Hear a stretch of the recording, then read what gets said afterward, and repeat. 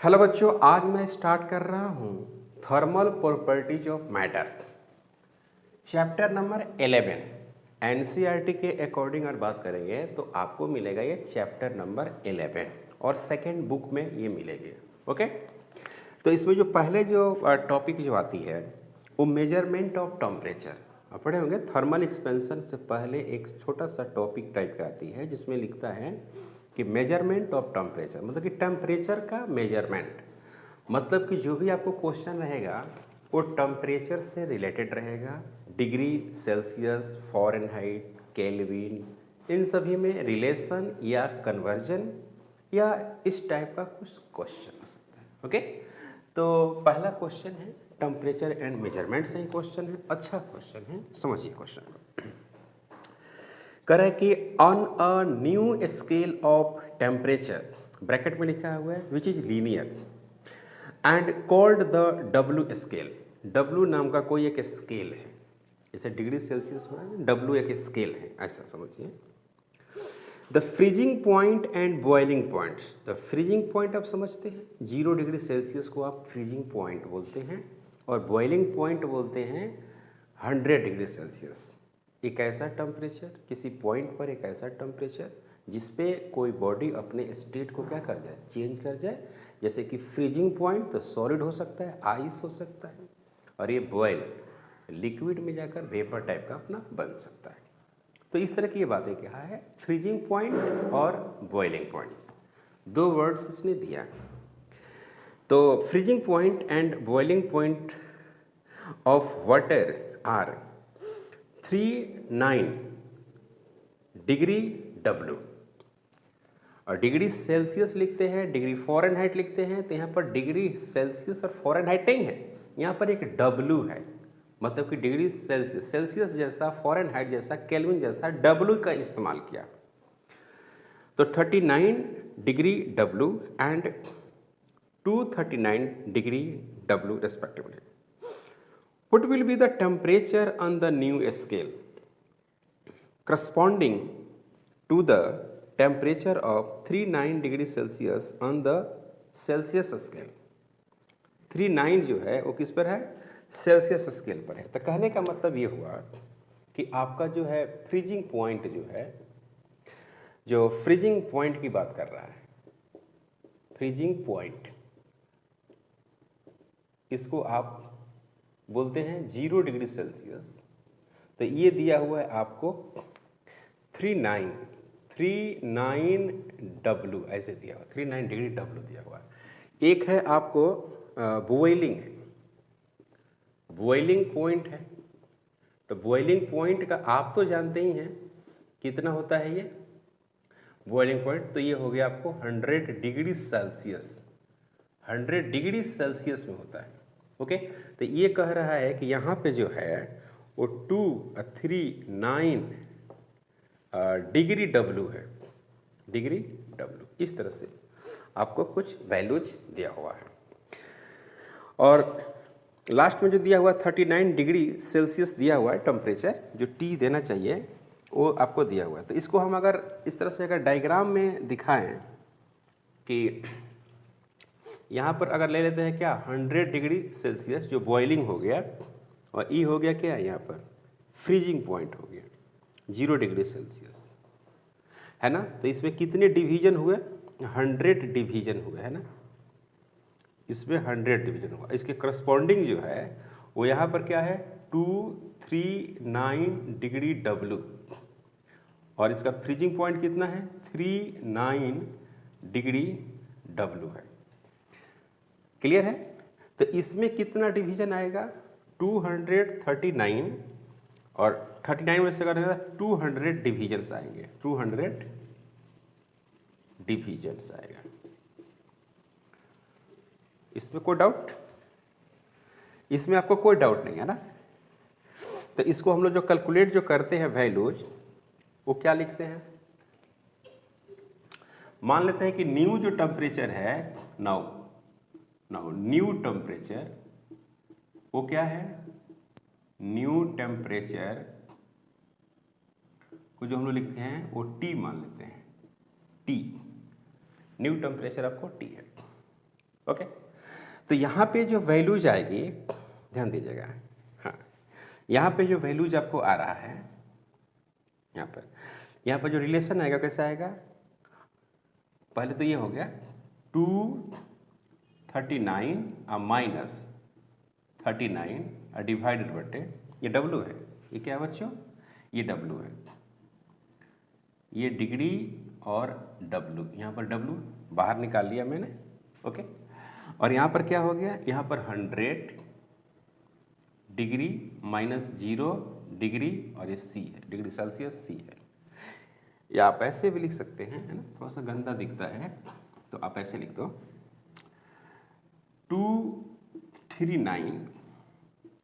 239 degree W minus 39 degree W और divided बटे 100 degree C minus 0 degree C, 0 degree C equal to क्या लिखेंगे, T minus C, T minus C, और C कितना है, सी है 39 डिग्री सेल्सियस, क्वेश्चन में दिया हुआ है 39 डिग्री सेल्सियस, तो क्या लिखेंगे टी माइनस सी, यानी टी माइनस सी जैसे कि आप 39 लिख सकते हैं, है ना, और डिवाइडेड बटे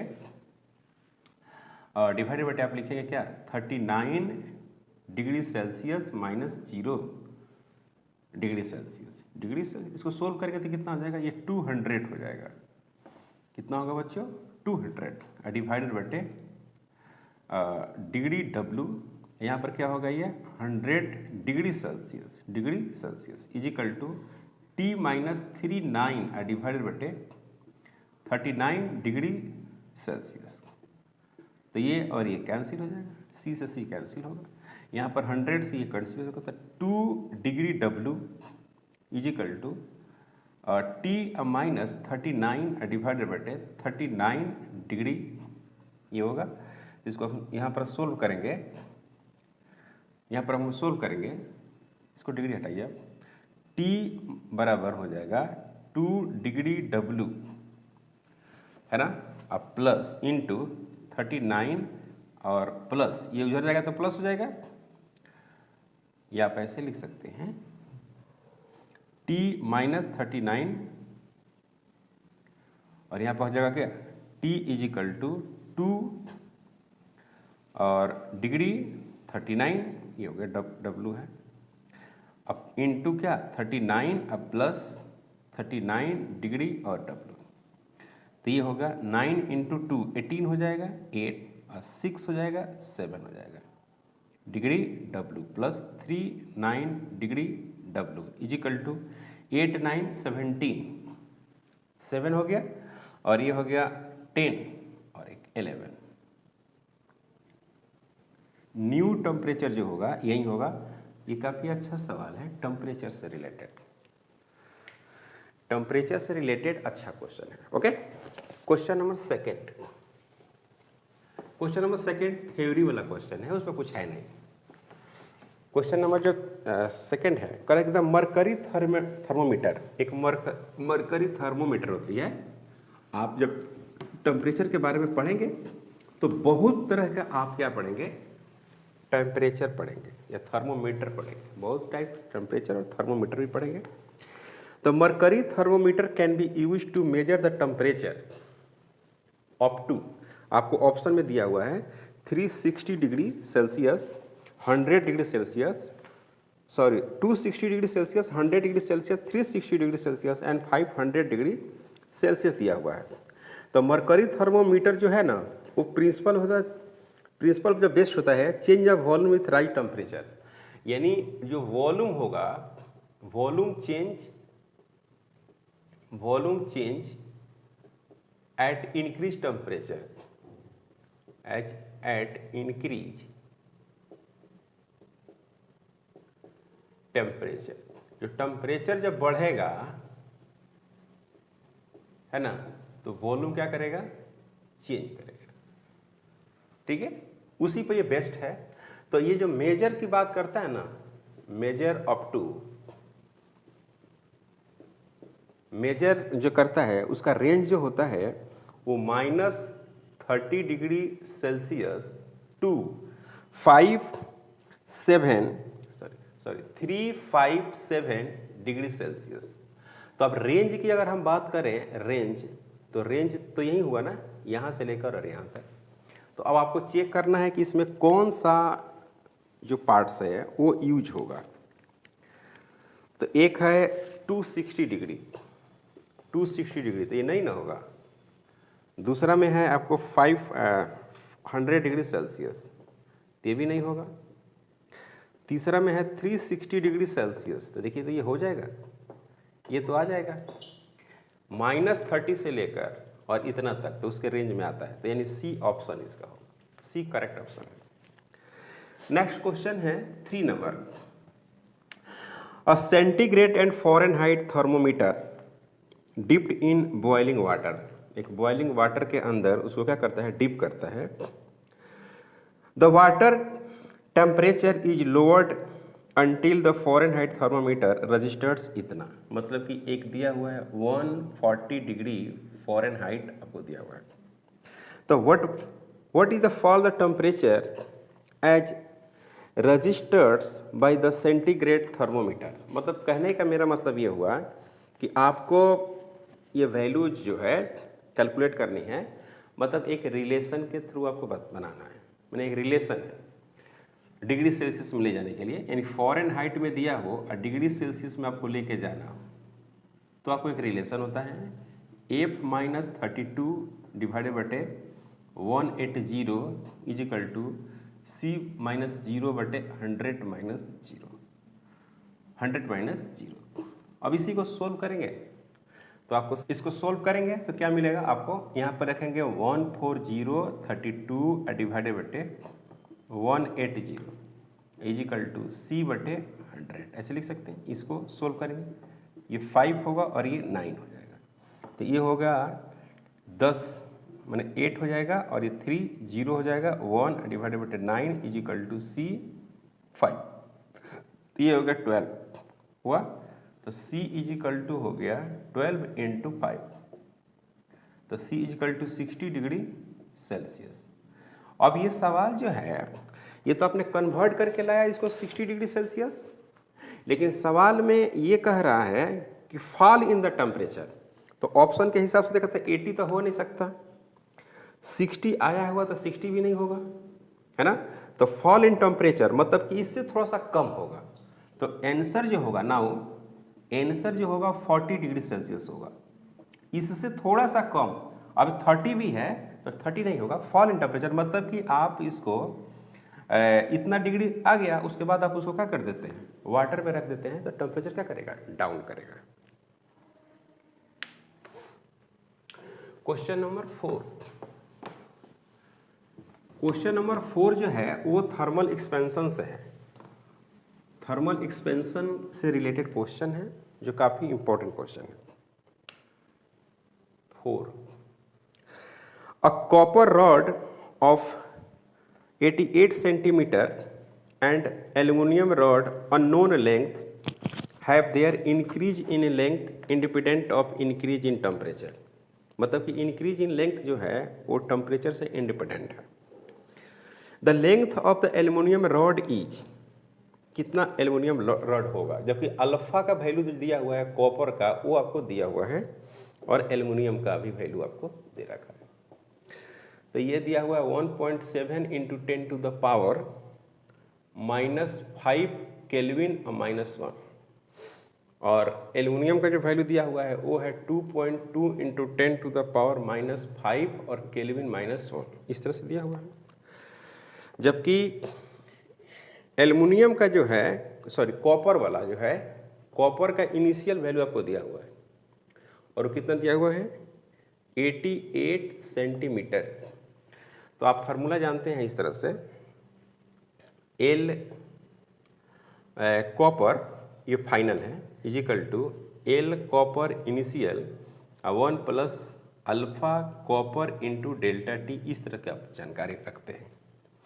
ओके, तो इसको ऐसे भी लिख सकते हैं L copper dash minus L copper is equal to L copper alpha copper delta T, इसी को आप ऐसे लिख सकते हैं, कोई दिक्कत नहीं है। अब यहाँ पर है क्या कि L aluminium dash minus L aluminium is equal to L aluminium into alpha aluminium equal to delta T.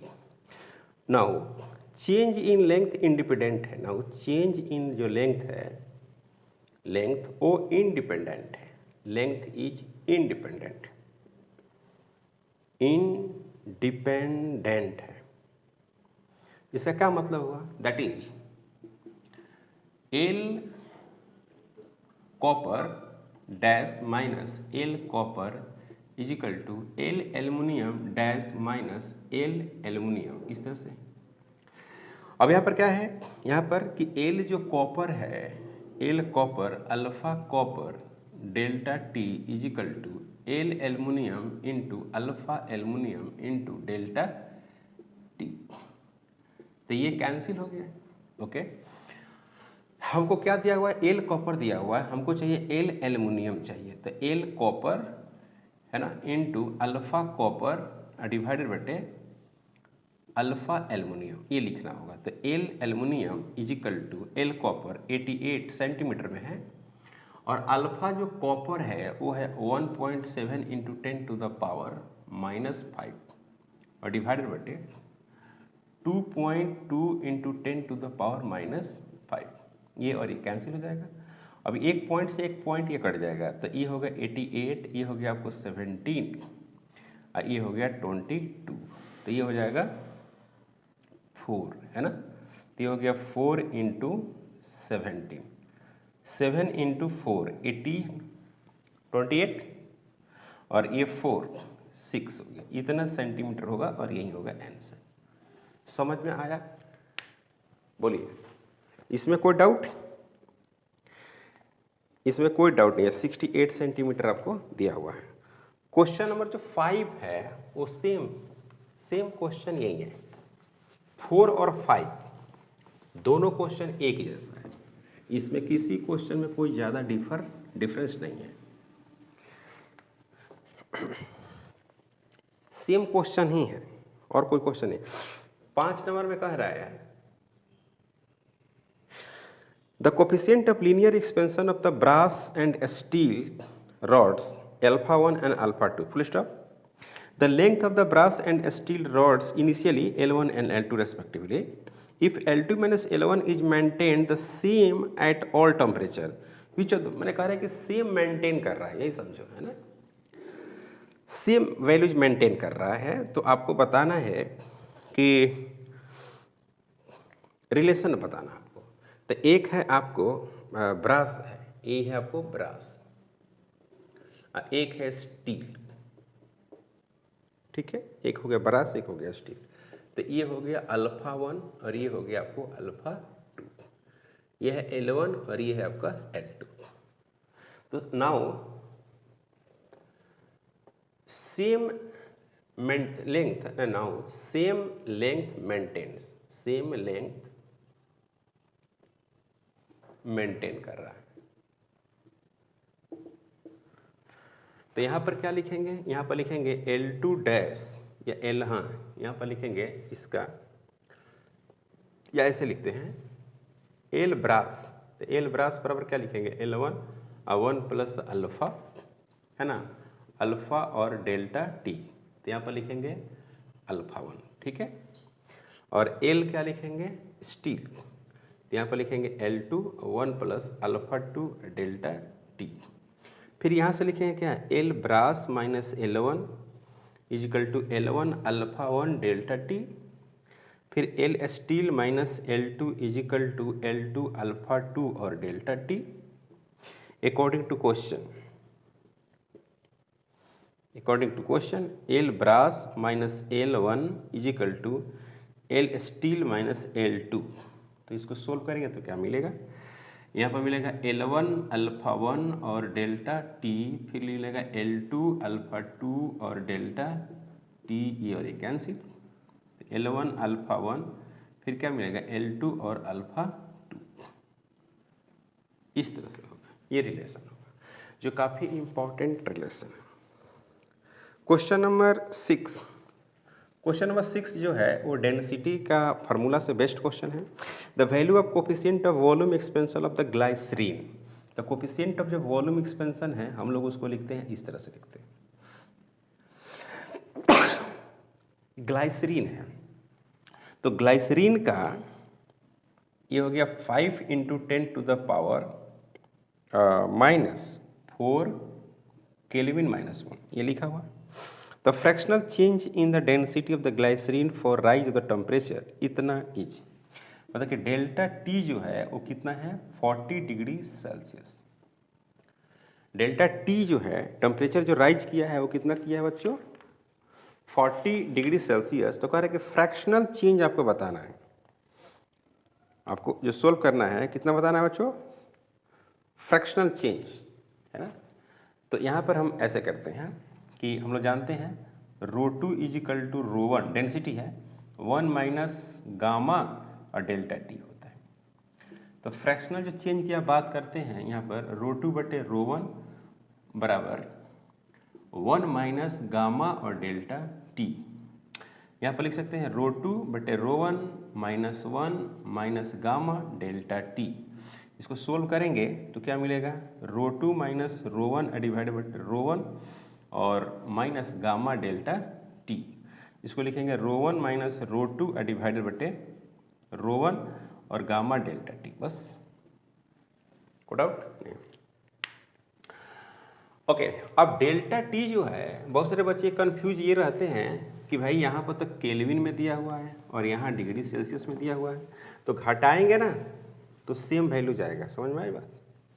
जैसे आप डेल्टा टी है तो डेल्टा टी में क्या लिखते हैं T final minus T initial लिखते हैं कि नहीं लिखते हैं, या नहीं लिखते हैं। तो टी इनिशियल लिखते हैं तो यहाँ पर क्या लिखेगा फाइनल में 40 डिग्री सेल्सियस है ना, तो इसमें 273 ऐड कर दीजिएगा, यही ना। माइनस इनिशियल कितना है 0 है ना, तो 0 में क्या करिएगा 273 ऐड करिएगा तो केल्विन बन जाएगा। इसीलिए आप जब भी डिफरेंस लिखते हैं ना तो 40 डिग्री सेल्सियस को आप क्या लिख सकते हैं 40 केल्विन भी लिख सकते हैं। समझा बात को। ओके तो अब क्या है यहाँ पर यही निकालना है ρ1 - ρ2 /ρ1 = गामा। गामा का वैल्यू कितना है 5 × 10⁻⁻4 इंटू 40। तो यहाँ पर लिखेंगे 200 × 10⁻⁻4। यहाँ पर क्या लिखेंगे 0.02 है ना, यही हो गया आंसर। 0.0 क्या होगा बच्चों 0.02 आंसर होगा। ओके सेम जो है क्वेश्चन है नेक्स्ट क्वेश्चन इसका सेम टू सेम यही क्वेश्चन है 7 नंबर क्वेश्चन। कह रहे कि the density of the water at 20 degree Celsius, मतलब कि डेंसिटी जो है 20 डिग्री सेल्सियस पर दिया हुआ है। कितना दिया हुआ बच्चों 998 kg/m³। ओके और फिर डेंसिटी जो दिया हुआ है 40, तो डेंसिटी टेम्परेचर बढ़ेगा तो डेंसिटी घटेगा, तो इसमें लिखा है कि 992 है kg/m³। तो एक है 40 डिग्री सेल्सियस और एक है 20 डिग्री सेल्सियस। तो पूछता है कि कोफिशिएंट ऑफ वॉल्यूम एक्सपेंशन कैसे कैलकुलेट करेंगे। तो कोफिशिएंट ऑफ वॉल्यूम एक्सपेंशन कैसे कैलकुलेट करेंगे ये पूछा इससे। तो फार्मूला क्या होगा देख रहे हैं ये फार्मूला आपको चाहिए क्या कोफिशिएंट ऑफ वॉल्यूम एक्सपेंशन। तो क्या है भाई फार्मूला ये है ρ2 = ρ1 1 माइनस गामा और डेल्टा टी। चलिए इसको लिखिए आप ρ2 / ρ1 = 1 माइनस गामा डेल्टा टी। इसको सोल्व करिएगा तो क्या मिलेगा ρ1 मिलेगा बिल्कुल। ρ1 - ρ2 / ρ1 = गामा और फिर डेल्टा टी। ओके यहाँ पर मिलेगा आपको gamma = ρ1 - ρ2 / ρ1 okay into delta T. तो ρ1 का वैल्यू कितना है ρ1 मतलब इनिशियल वाला, तो ये हो गया 998 माइनस ये कितना हो गया 992 ओके और डिवाइडेड 998 और इंटू 40 में से 20 जाएगा। 40 में से 20 को आप सब्ट्रैक्ट करेंगे तो कितना बचेगा 20 बचेगा। इसको सोल्व करिए। अब इसको जो सोल्व करेगा जो आंसर आए तो ऊपर में कितना हो गया 92 यानी हो गया 6, ऊपर में 6 हो रहा है। चलो 6 हो गया। यहाँ पर हो गया 9 फिर 9 फिर 8 और यहाँ पर क्या हो गया बच्चों 20। आप देख रहे हैं 6 आया और 8 आया और फिर क्या आया 20 आया। और इसको सभी वैल्यूज को अगर आप पुट करके और सोल्व करेंगे तो आएगा आपको 3 × 10⁻⁻⁴ डिग्री सेल्सियस लिखिए चाहे केल्विन लिखिए, जो लिखना है लिखिए। ऑप्शन में देख लीजिए क्या दिया हुआ है, उसके हिसाब से भी लिख सकते हैं। ओके, तो ये था क्वेश्चन नंबर 7। अब बात करते हैं बच्चों क्वेश्चन नंबर 8। अब क्वेश्चन नंबर 8 जो है टॉपिक चेंज हो गया। टॉपिक क्या हो गया भाई, चेंज कर दिया हमने टॉपिक को। अब इसमें आ गया आपको स्पेसिफिक हीट वगैरह क्वेश्चन जो होता है, स्पेसिफिक हीट कैपेसिटी के नाम आप सुने होंगे, उससे रिलेटेड आपको क्वेश्चन आ गया। पहले क्वेश्चन आप समझ लिए, काफ़ी सिंपल क्वेश्चन है, जो स्पेसिफिक हीट कैपेसिटी के नाम से ही क्वेश्चन आया हुआ है। 8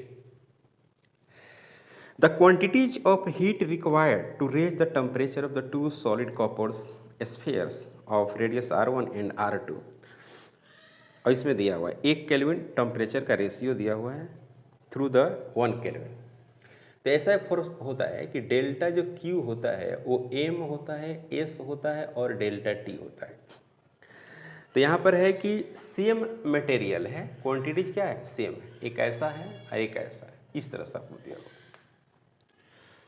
ओके, ये है आपको सेकंड और ये है आपको फर्स्ट। इसकी रेडियस कितना है R1, इसकी रेडियस कितना है R2। ओके, तो आपको रेडियस दिया हुआ है, मतलब इसकी रेडियस R2 है, यानी R1 इक्वल टू दिया हुआ है 1.5 R2 ऐसे दिया हुआ है। तो कह रहा है कि रेशियो बताना है आपको,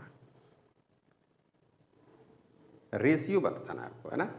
the quantity of the heat required to raise the temperature of the two solid copper spheres R1 and R2 through 1 degree in the ratio.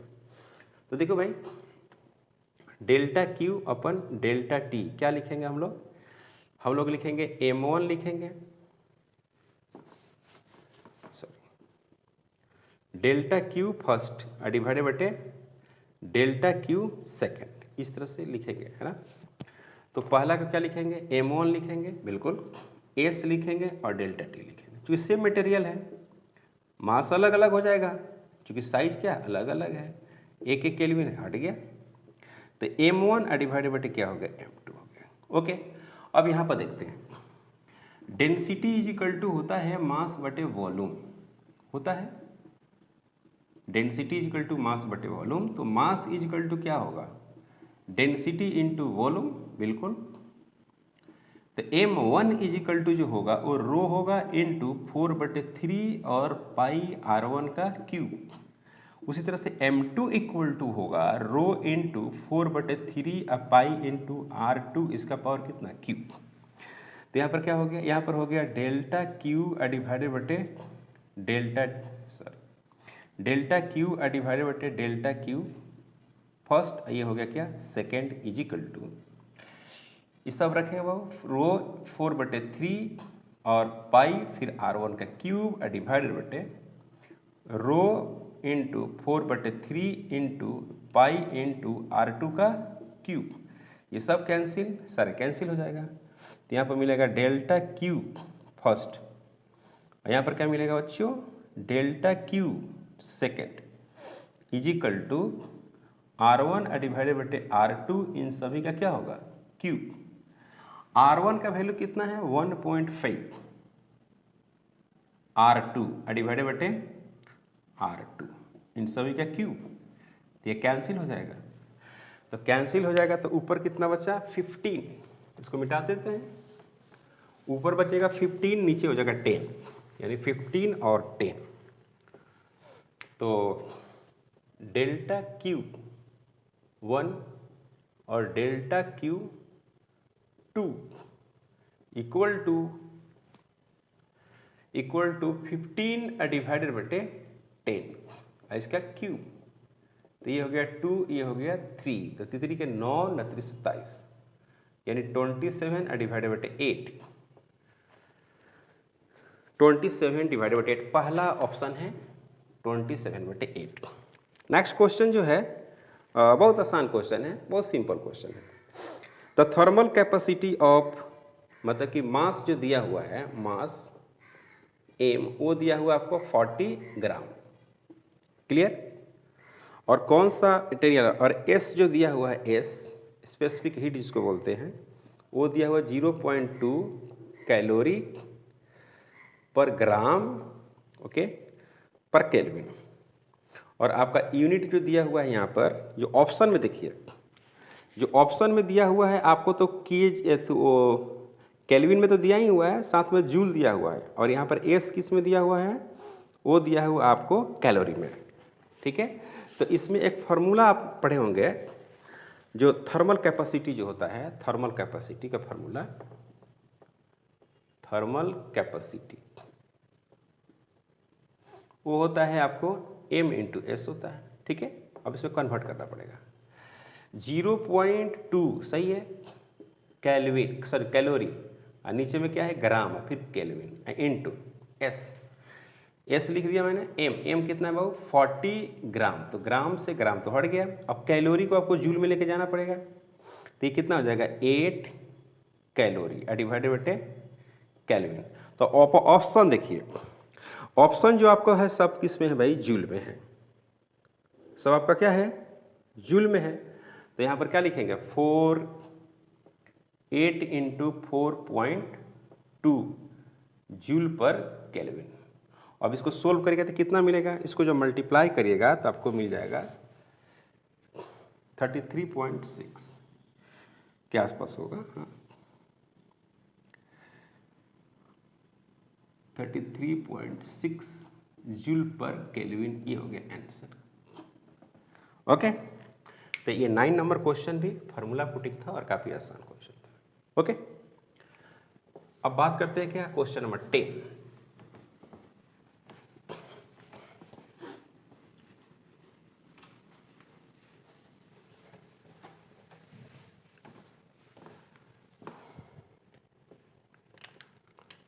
Question number 10 पढ़िए, क्वेश्चन अभी 10 क्या कर रहा है, ये भी एकदम डेफिनेशन से है और थ्योरेटिकल क्वेश्चन है।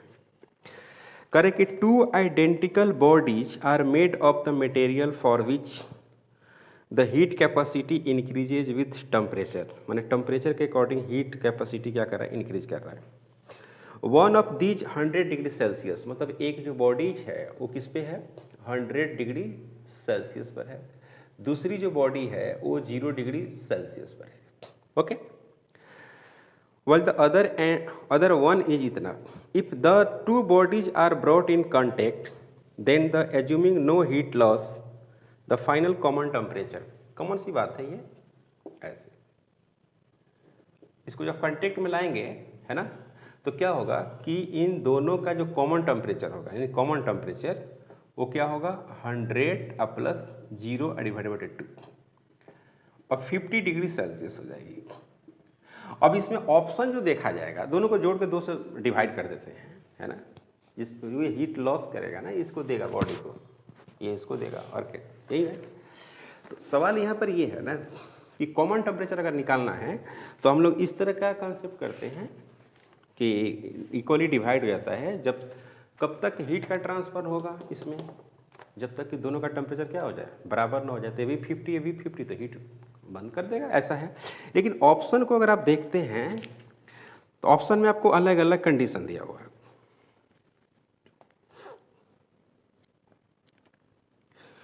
ऑप्शन में आपको दिया हुआ है 50 डिग्री सेल्सियस, और बी में दिया हुआ है मोर देन 50 डिग्री सेल्सियस, और सी में दिया हुआ है less than 50 degree Celsius but greater than 0 degree Celsius, और डी में दिया हुआ है आपको 0 डिग्री सेल्सियस। तो इस तरह से आपको ऑप्शन दिया हुआ है किसी बॉडी के लिए, तो इसमें क्या होगा कि ग्रेटर देन 50 डिग्री सेल्सियस होगा, है ना, क्योंकि यहाँ पे जो कॉमन टेम्परेचर आएगा, तो ये जो बॉडी है ना, ये जो बॉडी इसके पास आ रही है ना, तो ये ज़्यादा गर्म बॉडी है, उससे कम है, तो ये बहुत ज़्यादा एक बार किसको क्या कर देगी, हीट देते चले जाएगी, देते चले जाएगी। माने एक इंस्टेंट ऑफ टाइम पर जब दोनों का बराबर बराबर होने का होगा तब वो इसमें जाते ही रहेगी, तो इसका थोड़ा सा क्या हो जाएगा, अमाउंट हेवी हो जाएगा, इस तरह का है। तो ऑप्शन में अगर देखा जाए तो सी ऑप्शन लिख सकते हैं, यानी टी जो सी होगा वो ग्रेटर देन 50 डिग्री सेल्सियस होगा। इस तरह से बात है। और भी इसमें हम लोग क्वेश्चन को सोल्व करते हैं, और भी तरीका है। कैलोरीमेट्री एक तरीका है जो आगे हम लोग प्रॉब्लम को सोल्व करेंगे। कैलोरीमेट्री का एक टॉपिक इसी में आएगा, तो उससे हम लोग सोल्व करेंगे इसको। तो आज का लेक्चर में यहीं पे स्टॉप करते हैं, मिलते हैं नेक्स्ट लेक्चर में। अगर आप हमारे चैनल पर नए हैं प्लीज़ सब्सक्राइब करें, शेयर करें। Thank you.